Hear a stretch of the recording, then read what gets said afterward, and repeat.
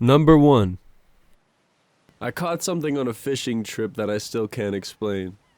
It was one of the last trips of the summer to the lake, and as far as fishing goes, it had been exactly mediocre. Don't get me wrong, a mediocre day of fishing is still a superb day compared to others. I think I can finally admit to myself that it's not because of the specific act of fishing that I enjoyed it. It was the experience. Sitting on a small, slowly rocking boat, baking in the warm sun. The flip of the water bouncing backwards as it hit the boat's sides. Sandwiches with too much mayo wrapped in tinfoil that I ate on the water for lunch.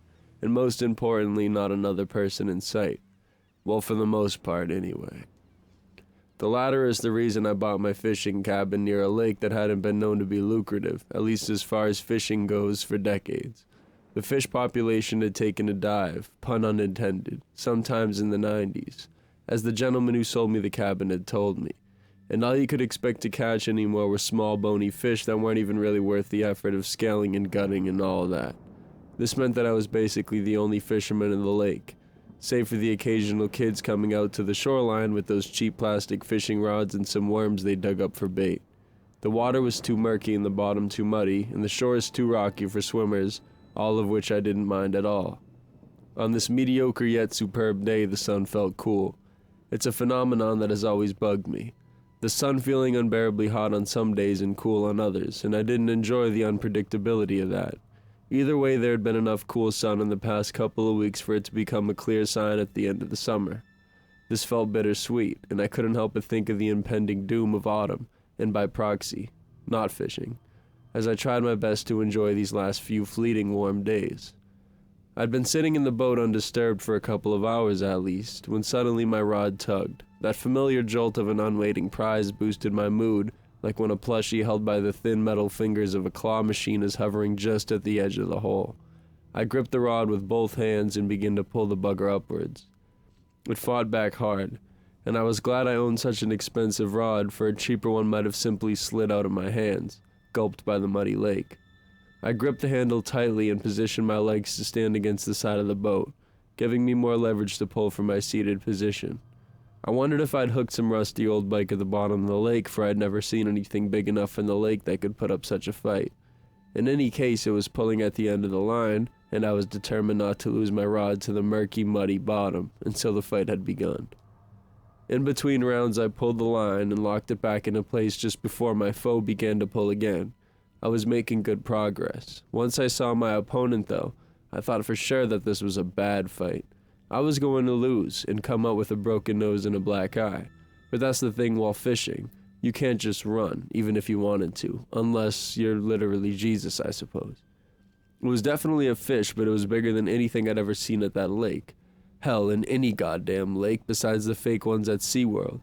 Its rough scales were the size of the palm of my hand, and instead of glistening in the faint sunlight, they seemed to devour it, and the fish looked darker than the water surrounding it.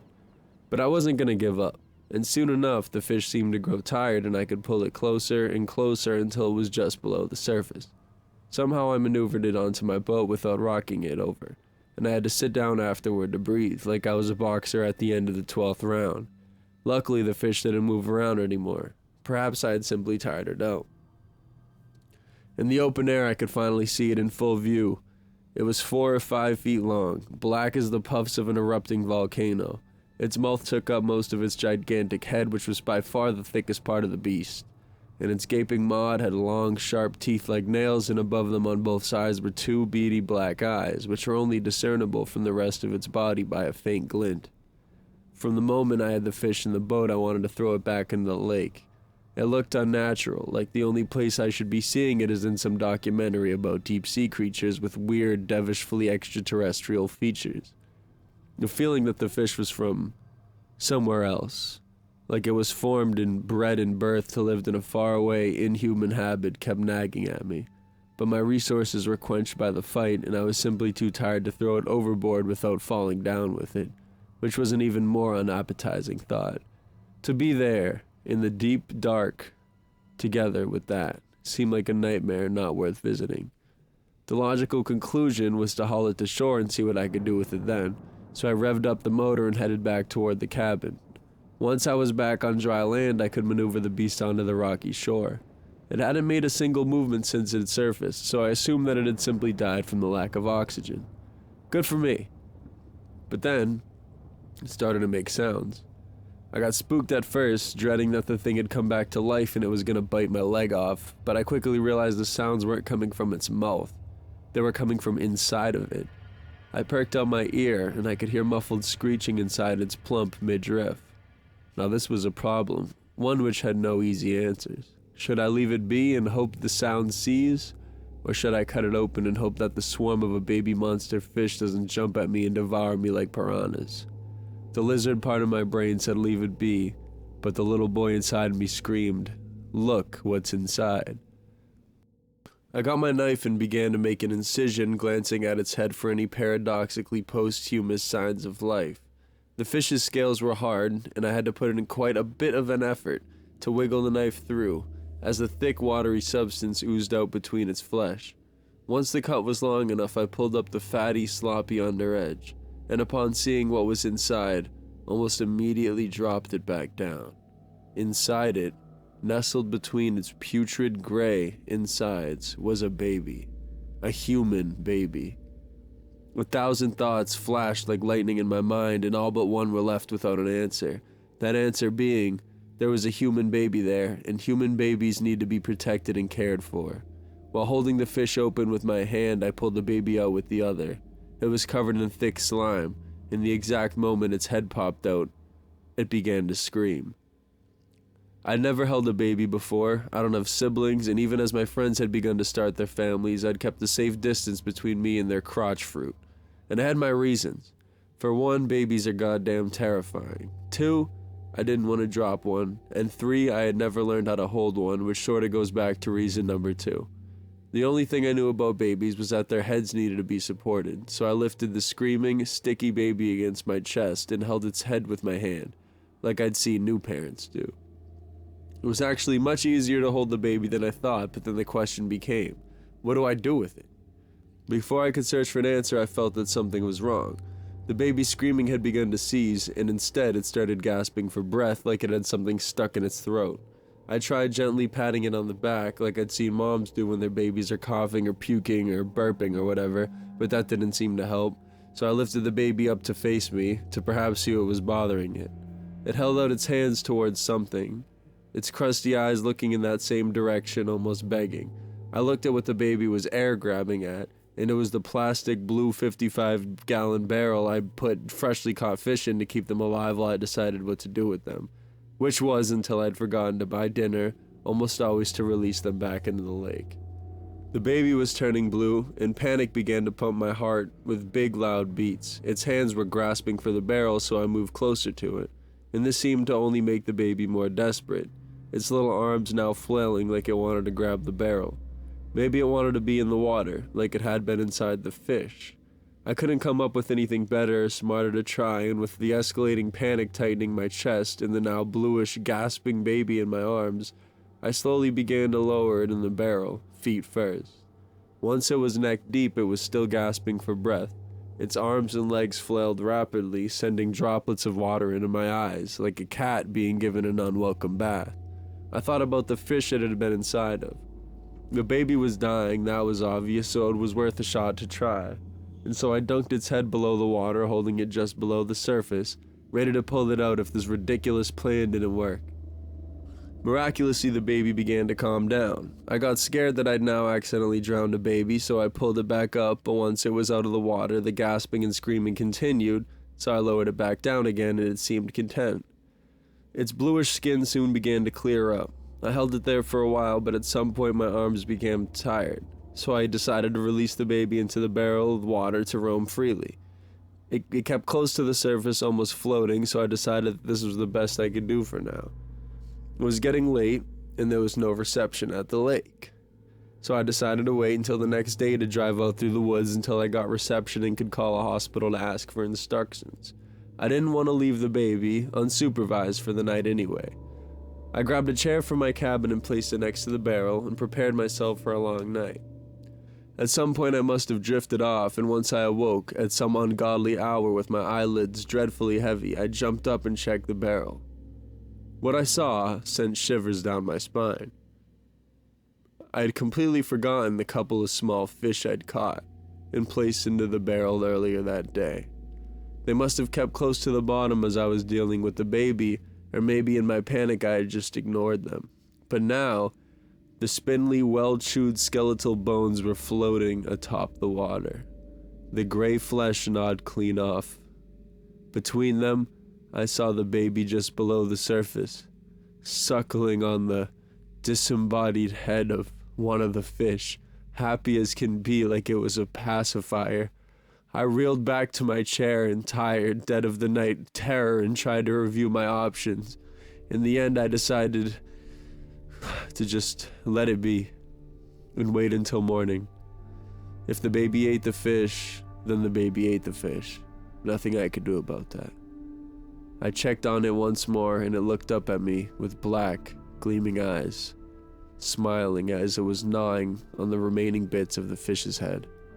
I was awoken by the crisp light of the morning sun. My sleep had been deeper this time, and so it took me a moment to recall everything that had happened. Once I did, though, I jumped back up to my feet, my legs tingling from the uncomfortable position I'd been in all night, and looked down in the barrel. The baby was gone. There was a part of me that was relieved, but that atavistic, evolutionary sense to protect babies wouldn't let go, so I searched around the barrel trying to find it. It couldn't have gone far. I mean, it was a baby after all, and why had it come out of the barrel? It obviously hated the air, and where else could it go? Until I realized exactly where it may go, and I turned my gaze to the shoreline. There, crawling over algae-covered rocks, was the baby. Right as I began to sprint towards it, the baby plunged into the water below. Once I reached the shore, I fumbled over the rocks and jumped into the knee-high water. Scrambling with my arms halfway deep into the water, I searched for the baby, and soon it became apparent that I wasn't going to find it. The baby was gone, and all that was left was the putrid, rotten corpse of its mother vessel fish that had dwindled to half its size by then, as it had dried out in the alien atmosphere. I grabbed the black, scaly fish corpse and threw it back into the water, hoping that the lake would reclaim it. I wanted it gone. Simple as that. Once I came back to the cabin, a peculiar thought popped into my head. Where was the father of the baby? When I went home for 3 weeks about a month and a half ago, my dad decided that we should do a bit of a night fishing. I'm not a huge fan of night fishing, or any sort of fishing, or my dad for that matter. Our personalities are way too similar, and if you leave us together for more than an hour, there may be blood left over by the time he and I are done playing several dozen rounds of fisticuffs between the stubborn arguing and shouting. Anyway, Dad decided to take me to this river up by our new house that they just finished building. My mom and brother stayed behind as we traipsed through the dark woods. Now, my family lives in Oregon, and the river was about 1.5 miles from my family's property over massive fallen trees and stumps that I easily tripped on, not knowing the lay of the land. My dad merely scoffed at me and reminded me that city living makes you soft. He didn't say it like that, but something along those lines. Like some stereotypical cowboy out of an old Wild West film. I blamed the fact that I didn't know the area as well as he did, and it just spiraled downhill from there, and arguing broke out between us, making the peaceful night loud and chaotic. We didn't stop arguing the entire way down to the river, my father critiquing my less than Christian lifestyle while I criticized his manner of parenting my 20-year-old autistic brother. When we got to the river, we finally settled into an awkward, tense silence as we got our gear out. I knew that this fight was far from over as I sat down on a fallen stump and shivered my ass off. I had lived in a warm climate for over a year, and honestly, coming out here was probably him punishing me for even leaving the Pacific Northwest. We refused to talk to one another as our lights danced across the water when my dad suddenly stood up, his light landing on the other side of the river. There, on the other bank, stood a man looking right at us. He wore a bright orange t-shirt and a pair of scraggly jeans, but for the most part, looking pretty average, if you counted the machete hanging from his belt. My dad snapped at me to start packing all of our stuff up, and so I followed his command as my dad started shouting at the man across the river. The conversation was mostly lost to the roar of the white-capped water, but I could see the man making agitated sweeps with his hands every time I dared to peek.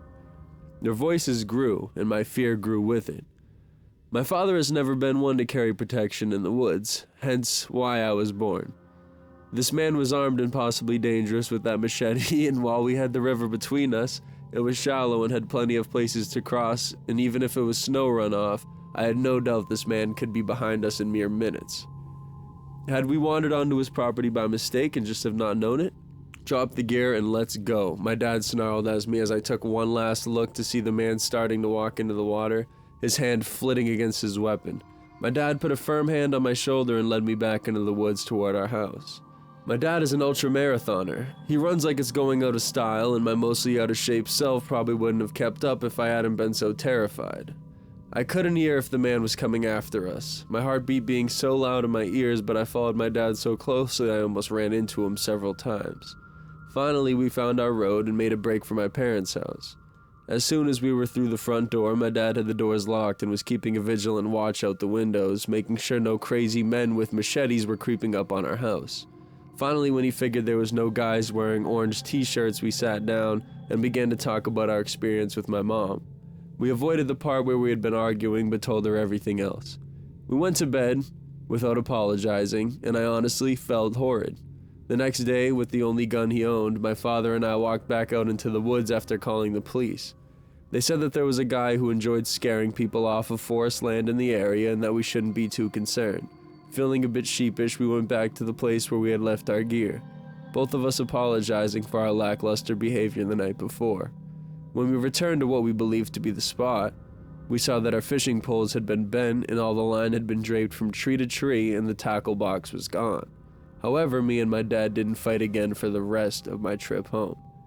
Thanks for bringing a temporary truce between me and my dad, crazy man, but please let's never meet by the river again.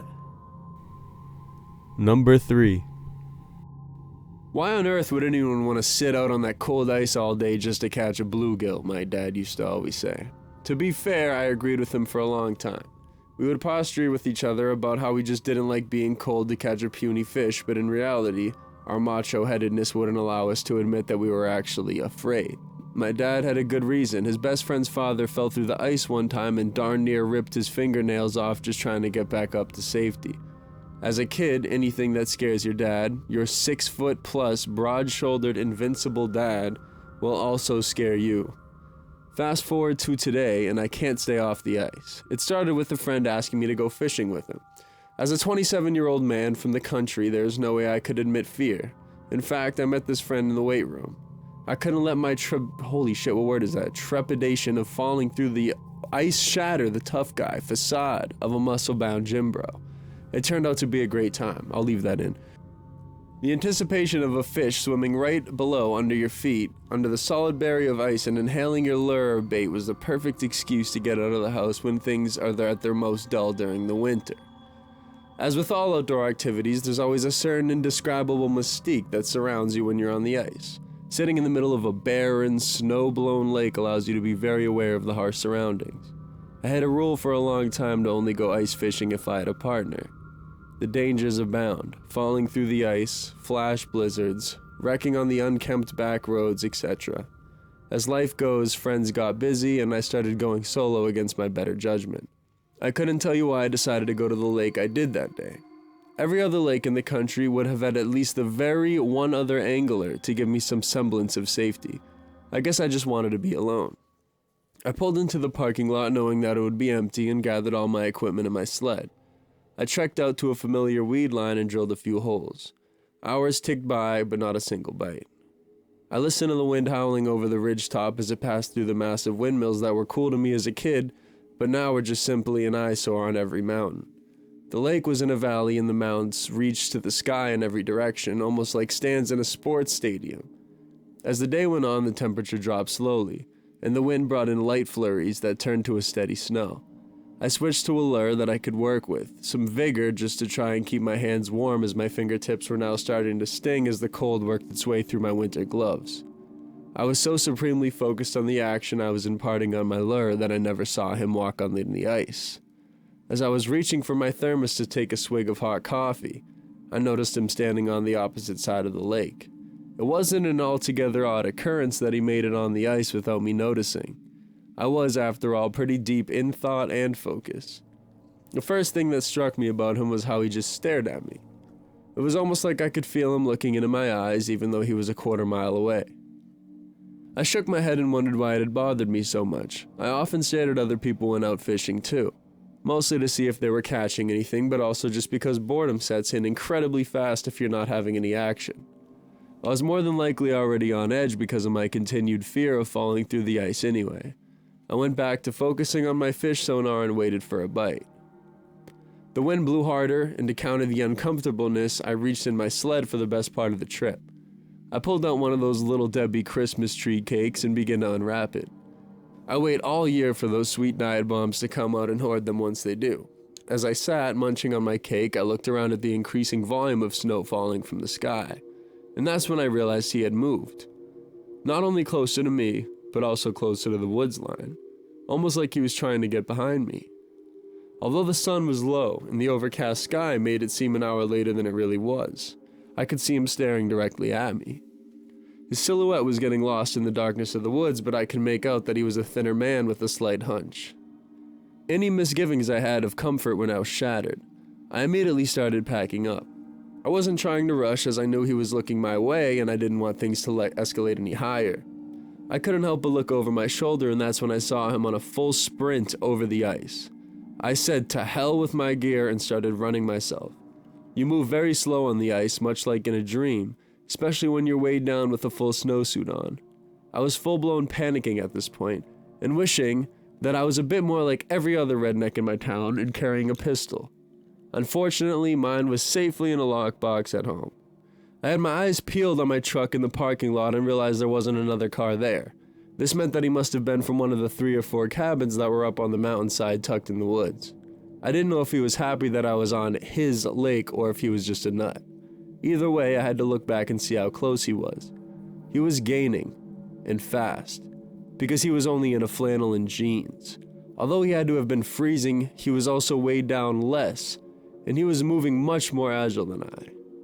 As my feet left the ice and hit the ramp, I could now hear his breathing behind me off in the distance. He was close, but I felt comfortable enough that I would make it to the truck in time. Just as I slammed the door and threw it in reverse, he full body checked my passenger side door. Both his hands slapped at my window as he screamed at me as if in a manic episode.